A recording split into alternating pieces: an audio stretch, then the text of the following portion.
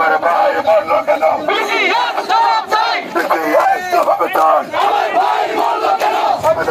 আমাদের দাবি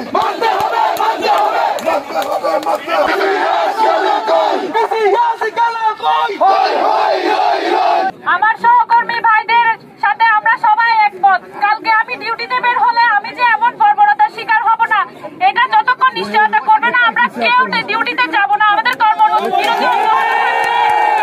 আমার ভাইদের বিচার যতক্ষণ, হত্যাকাণ্ডের বিচার যতক্ষণ হবে না আমরা কেউ ডিউটিতে যাব না। আমাদের নিশ্চয়তা হবে, তারপর আমরা সবাই ডিউটিতে যাব। আমাদের 11 দফা দাবি অব্যাহত থাকবে।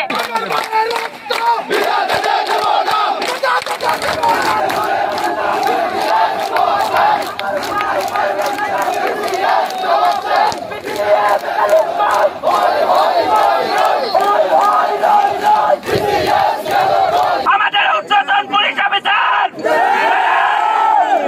যারা আমাদের কুকুরের মতো মরার রাস্তা তৈরি করে দিয়েছে, যারা নিজেদের পদ পদবি প্রমোশন বিপুল ক্ষমতা আর সম্পদের মালিকানার স্বার্থে আজ আমাদের আম জনতার বিপক্ষে দাঁড় করিয়েছে, যারা আজ আমাদের জাতীয় ভিলেনে রূপান্তর করে মৃত্যুর মুখে ঠেলে দিয়ে বিজিবি ক্যাম্পে ক্যান্টনমেন্টে বহুবাদ জানিয়ে আশ্রয় নিয়েছে, তারাই আমাদের মূল শত্রু।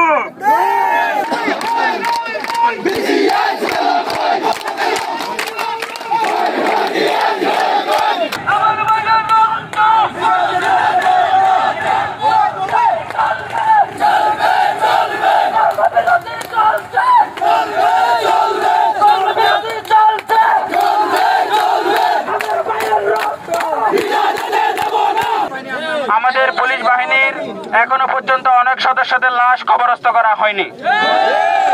এখনো পর্যন্ত আমার কত পুলিশ ভাই শহীদ হয়েছেন তাদের সংখ্যা আমাদের ঊর্ধ্বতন কর্তৃপক্ষের জানা নেই।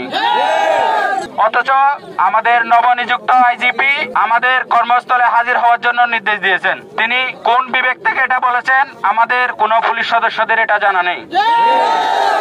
স্বাধীন কমিশন গঠন, পুলিশ বাহিনীকে সংস্কার করে দলীয় প্রভাব মুক্ত জনগণের কল্যাণে নিয়োজিত করতে হবে। আমরা যে রঙের ইউনিফর্ম পরিধান করি, কলঙ্কিত হলাম সেই পোশাকের রং পরিবর্তন করে কনস্টেবল